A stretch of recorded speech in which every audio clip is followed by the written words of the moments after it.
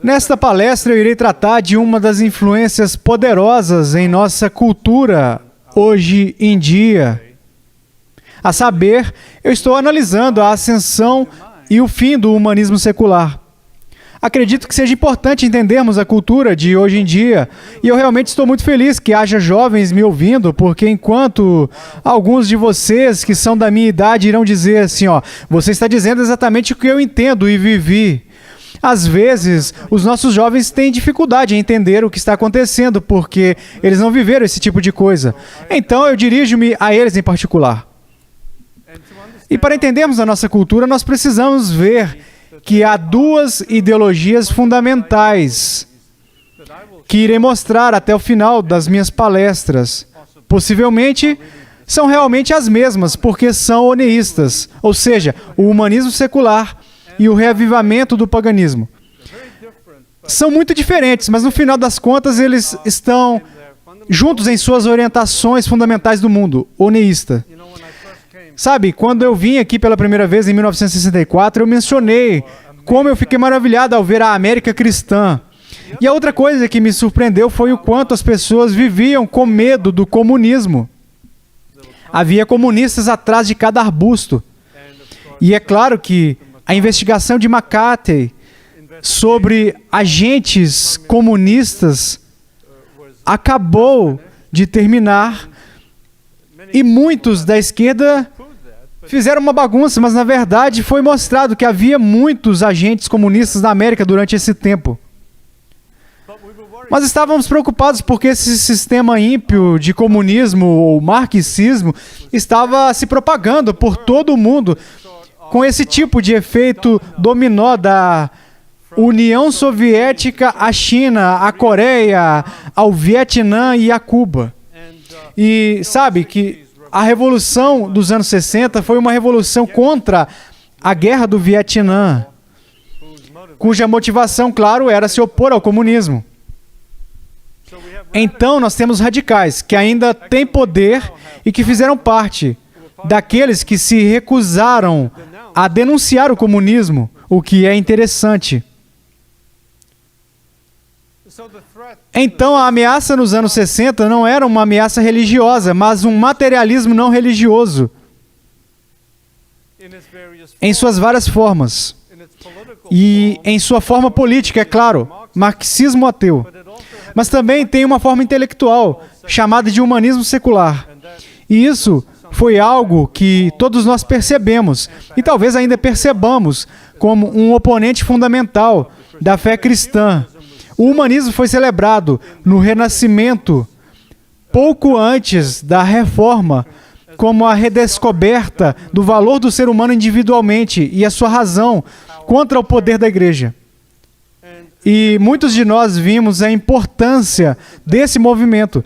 E é claro que é fácil descrever a obra de Martinho Lutero como uma expressão, em determinado sentido, dessa compreensão humanista da importância do indivíduo.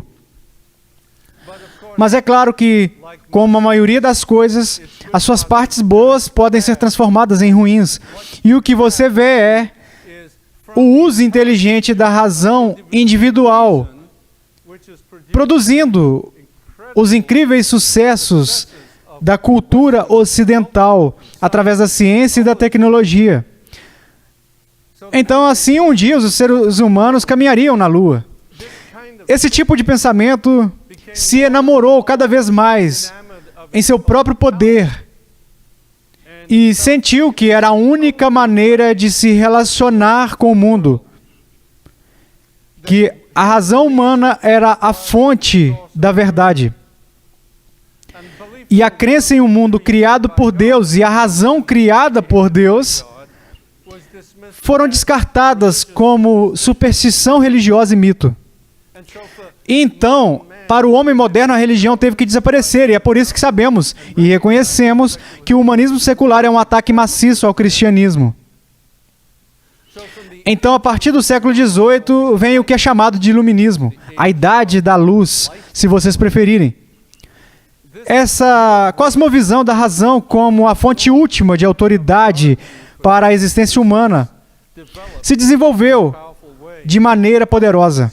o otimismo no que a humanidade poderia produzir, a sua capacidade de fazer um mundo melhor, ocupou as mentes dos intelectuais como um assalto. E, claro, invadiu as universidades. Então, muitos dos nossos intelectuais compraram esta ideia, trazendo, se vocês gostarem dessa visão de um reino do homem na Terra, você já pode ver como isso é oneísta, certo? Se é simplesmente assim, algo dependendo de seres humanos para montar o mundo, isso é uma maneira de oneísmo. Isso foi conhecido como a religião do humanismo e foi particularmente expresso pela Revolução Francesa. Eu passei 18 anos na França, então eu amo os franceses, mas também enxergo as suas fraquezas. E em 1789, os revolucionários de Paris construíram um altar para a deusa Razão na Catedral de Notre-Dame. Dá para crer nisso? Havia um altar bem no centro daquela catedral medieval. E eles celebravam a deusa Razão. O filósofo francês que fez parte dessa Revolução Francesa, Voltaire, ele foi fundamentalmente anticristão. Ele era amigo de Benjamin Franklin, que foi um homem muito conflitante, porque alguns de vocês sabem que Benjamin Franklin foi fascinado por George Whitefield e ajudou George a pagar parte das suas campanhas. E, no entanto, ele também foi amigo de Voltaire, um dos principais ateus do século XVIII. Voltaire surgiu com a famosa frase "écrasez infâme", esmague essa coisa vil e indescritível. Este se tornou o grito de guerra do iluminismo. Mas, na verdade, foi o cristianismo que era considerado a coisa vil e indescritível. E então havia milhares de cabeças de padres e assim por diante que foram separados de seus corpos pela Revolução Francesa. O imperador Napoleão perguntou a Pierre-Simon Laplace, o grande cientista francês, se ele acreditava em Deus. Ele tinha a fama de ter dito: "Eu não preciso cogitar essa hipótese." Este foi um movimento muito poderoso no Ocidente. E à medida que a história ocidental se desenvolvia nos séculos XVIII e XIX, você encontraria ali os principais intelectuais realmente prevendo o fim da religião. No século XXI, deveríamos estar vendo o fim da religião de acordo com aquelas previsões. Ludwig Feuerbach chamou o cristianismo de ilusão, uma gigantesca projeção humana. Vocês se lembram que Karl Marx descreveu a religião como o ópio do povo, o sinal de uma sociedade mal ordenada. O homem, disse Marx, é a divindade suprema. A propósito, outra expressão oneísta. Mas essas pessoas não queriam ser chamadas de religiosas, por sinal. Não eram religiosos, eram racionais. Claro, porque eles acreditavam em sua própria racionalidade. Isso era uma declaração de fé. Friedrich Nietzsche declarou: "God is tot." Deus está morto. A tradição do cristianismo estava agora sendo enterrada por esses principais filósofos. Sigmund Freud, em seu livro O Futuro de uma Ilusão, fala da religião, em particularismo, o seu próprio judaísmo, como um delírio de massa, uma neurose coletiva, que consagra o nosso anseio infantil. Na verdade, ele a descreve como uma condição patológica séria, da qual a pessoa precisava ser curada. Uma mentalidade realmente antirreligiosa, massiva, acontecendo entre os intelectuais dos séculos XIX e XX. E isso continua até hoje em dia. Em 1976, Richard Dawkins, um dos novos ateus, em seu livro, descreve a fé, citação, como um tipo de doença mental. Então aqui temos essa abordagem racionalista, eliminando a fé e a religião como uma forma de doença. E é claro que vimos esse tipo de pensamento invadir a igreja. Isso é o que o liberalismo é, você entende? O liberalismo é a adaptação do tipo de pensamento do mundo e a tentativa de torná-lo cristão. É o que os liberais têm feito ao longo das eras, desde o princípio. O cristianismo, começando com os gnósticos, que foram os liberais originais, que tentaram tornar nações pagãs das religiões de mistério, fazendo com que elas se tornassem cristãs. Então, esse é o mecanismo que os liberais usam. E quando eu estava estudando o Novo Testamento em Harvard, claro que esse era o grande objetivo. Reinterpretar o Novo Testamento, desmistificando o sobrenatural. Desmitologizar significa tirar os mitos e chegar ao coração, que na verdade, o coração era uma espécie de sentido do próprio ser existencial diante do nada. Esse era o verdadeiro significado do cristianismo no Novo Testamento. Portanto, não houve milagres e certamente não houve ressurreição de Jesus. Então, é claro, as igrejas tradicionais compram esse tipo de pensamento. Mas é claro que alguém disse, se você se casar com o espírito da era, logo ficará viúvo. E vimos igrejas tradicionais caindo em seu efeito em nossa cultura. E o liberalismo, então, definiu o evangelho como um mero trabalho social. E viu Jesus simplesmente como um exemplo, não como um salvador divino. Isso era um mito, é claro. Então, o mito teve que desaparecer. O evangelho foi redefinido em termos de política marxista. A teologia da libertação se tornou a última moda. E Jesus era pouco mais que um bolo na teoria revolucionária do século XX.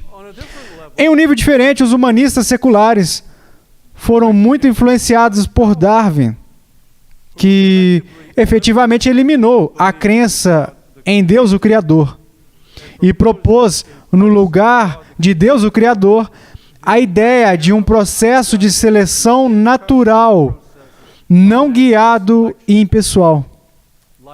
A vida surgiu por mero acaso, e o homem foi visto como resultado da falta de propósito e de um mero processo natural, que não tinha em mente. Então, somos realmente o resultado do acaso. É incrível ver até onde as pessoas podem ir com isso como explicação para a incrível beleza e o poder do que representamos como seres humanos. A forma como os nossos corpos se uniram, a maneira como as nossas mentes podem funcionar, não há explicação válida para isso no humanismo secular. E, no entanto, muitos pensadores liberais a adotaram. A ciência era a única maneira de saber alguma coisa sobre qualquer coisa. Então, havia uma crença de que a religião iria desaparecer. Quando eu vim para os Estados Unidos nos anos 60, me pediram para ler livros sobre a morte de Deus. E isso estava na moda. E nos disseram que isso era a prova. E eu não estava em uma escola evangélica. Eu realmente não culpo os meus professores por verem dessa maneira. Eu via dessa maneira. Que a morte de Deus foi a prova do sucesso do humanismo secular. Que aquele homem não precisava mais de Deus como hipótese. Agora estava bem, muito bem sozinho. O triunfo final do humanismo secular foi declarar na América, nos anos 70, que Deus havia morrido. O humanismo secular havia vencido. Agora, em certo sentido, essas previsões se tornaram realidade.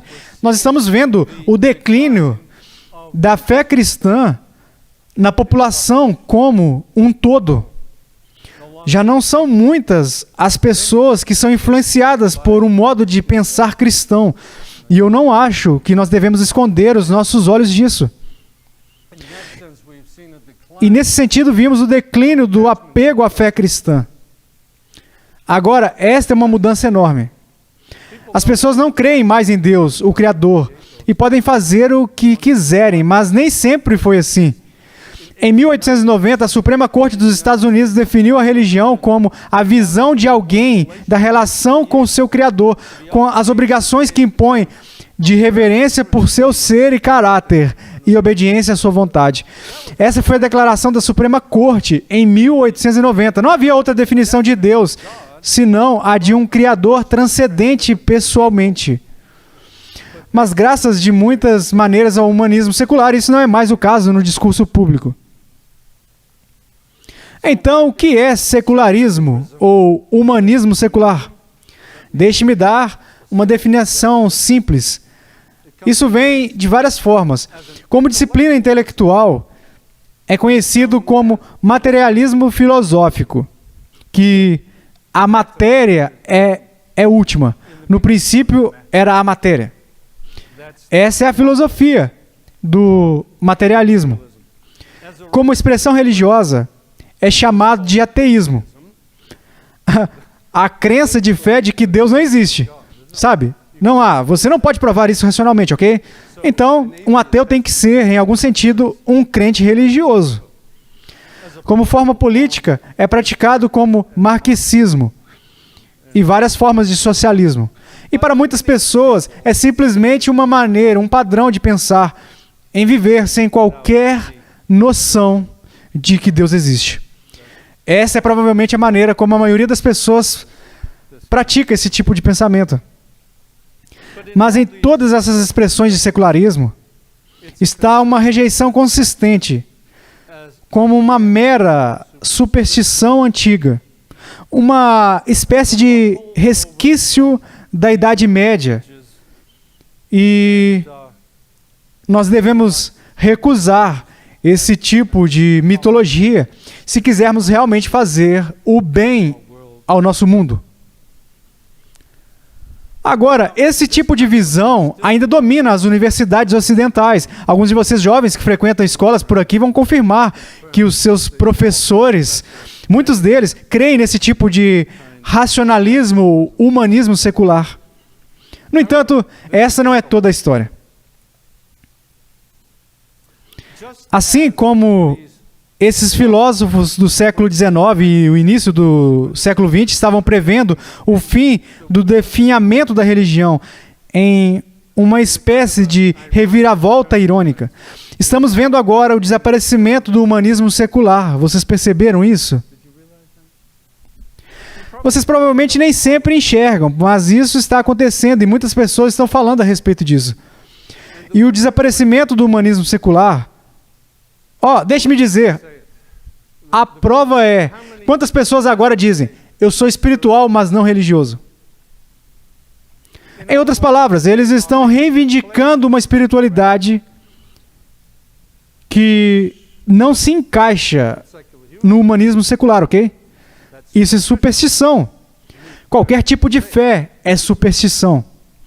Bem, as razões pelas quais este movimento de humanismo secular está em declínio e de fato está definhando é que enquanto era tão otimista e cheio de autoconfiança, o humanismo secular produziu 2 guerras mundiais devastadoras que produziram a morte de milhões. Em algumas de suas expressões socialistas, tornou-se fascismo totalitário. E alguns dos seus grandes líderes foram Stalin, Hitler e Pol Pot, que produziram o assassinato de incontáveis milhões em nome do humanismo secular. Isso não dá ao movimento muitas honras. E claro disso, você tem a industrialização selvagem, desastres ecológicos. Mas como eu estava indicando anteriormente, um dos problemas reais é que muitas pessoas começaram a sentir que sem algum tipo de espiritualidade, elas não podem existir neste mundo. E é isso que o humanismo secular faz. Ele nos deixa com um materialismo sem alma, sem qualquer sentido de significado, em uma maneira espiritual de pensar. Então, o humanismo secular produziu um profundo sentimento de alienação do restante do universo. Então nós, seres humanos, vejam, estamos isolados neste cosmos massivo.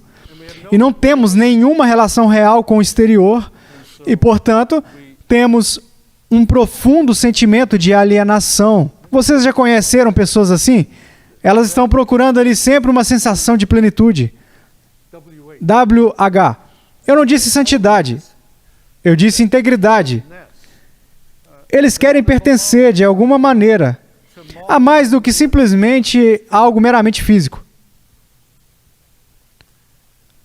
Mas há outra razão pela qual o humanismo secular está em declínio. É severamente fraco como sistema filosófico. O que quero dizer com isso? Bem, veja, para ser um humanista secular, você tem que acreditar na validade da razão humana. Mas para crer na razão humana, você tem que pressupor isso. Então, para demonstrar isso, você tem que pressupor isso. Então é uma maneira perfeitamente circular de pensar. Isso faz sentido? Para provar a razão, você tem que pressupor isso. E para pressupor isso, isso é uma declaração de fé, de que o mundo é racional. Você não tem todas as informações, ok? Você não se senta fora do cosmos e olha para baixo. Ah, sim, isso é racional. Você tem que pressupor isso. E alguns estudiosos perceberam que esta não é uma base para estabelecer o humanismo secular. A crítica pós-moderna do humanismo secular, que argumentou que todas as ideias principais são simplesmente noções humanas e não são científicas ou filosóficas, incluiu, estranhamente, a crítica do humanismo secular. Então, o pós-modernismo, cujos pensadores eram provavelmente filhos e filhas de humanistas seculares, se vira e devora os seus próprios pais. Há duas razões realmente pelas quais o humanismo secular está em declínio. A primeira é que realmente não pode se opor ao verdadeiro teísmo bíblico. A conversão de Anthony Flew, o grande ateu, é um exemplo disso. Ele afirmou isso: é simplesmente inconcebível que qualquer matriz ou campo material possa gerar agentes que pensam e agem. A matéria não pode produzir concepções e percepções que tal mundo tem que se originar na fonte viva, uma mente. O maior ateu do século XX finalmente tem que admitir que o secularismo não pode justificar a mente humana. Não é lindo? Mas então, finalmente, há uma nova maneira de pensar. É o pensamento desta nova espiritualidade. David Miller, que foi professor na Universidade de Siracusa e foi um dos teólogos da morte de Deus, realmente disse: na morte de Deus você verá o renascimento dos deuses e deusas da Grécia e da Roma antiga. Isso não é humanismo secular. Isso é uma justificativa de uma crença em todos os deuses. O que Miller sabia, que não sabíamos quando o lemos nos anos 70, bem, ele era um seguidor devoto de Carl Jung. E esse será o assunto da minha próxima palestra. Obrigado.